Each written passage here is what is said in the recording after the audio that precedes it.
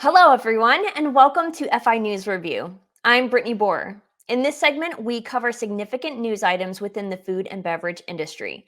Don't forget to check out our sister segment, FI Spotlight, where we interview guest experts on various food industry issues. That airs on Tuesdays at 8 a.m. Today's topic of focus is with farmers' deep discontent in Europe.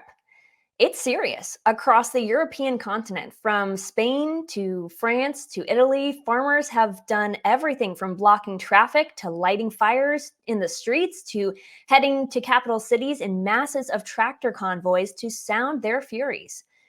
What exactly is causing all of this anger?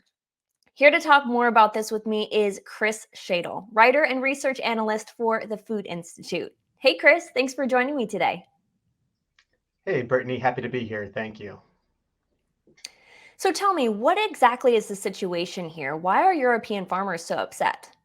Yeah, absolutely. The situation is widespread, and while particular countries may have more or less specific grievances, what we're seeing in common is a general anger at rising input costs. That's for fuel, fertilizer, labor, etc., excessive environmental regulations, cheap imports from other countries, specifically outside the EU.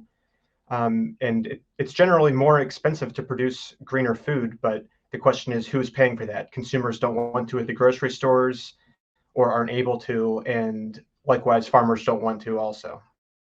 We in the US are not new to seeing protests. There has been a skyrocketing trend of protesting and union organization in our labor sector for the past few years.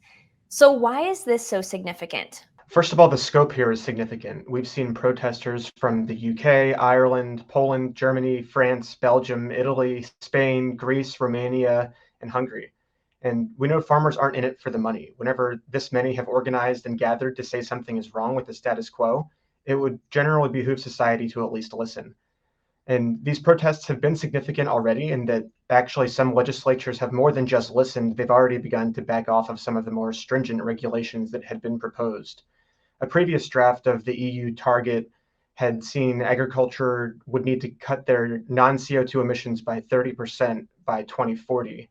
And that language has actually already been removed from the final draft moving forward in the EU. Are we seeing similar frustrations with America, with domestic farmers and the federal government in their own climate change goals? The US isn't currently facing such strict regulatory pressure on the agricultural sector, but the recent federal sustainability plan that Biden proposed does outline an ambitious path to achieve net zero emissions across federal operations by 2050. Currently, we're seeing things like US Congress members urging the EPA to not propose a rule that would require farms to report on air emissions from animal waste.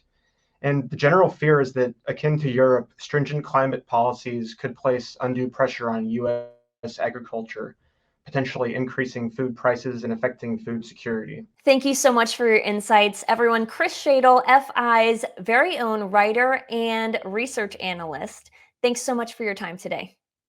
And as always, you can check out all the great content we've done by clicking on this playlist. I'm 𝗟𝗏𝗂𝗏𝗏, and I'll see you again on another episode of FI News Review.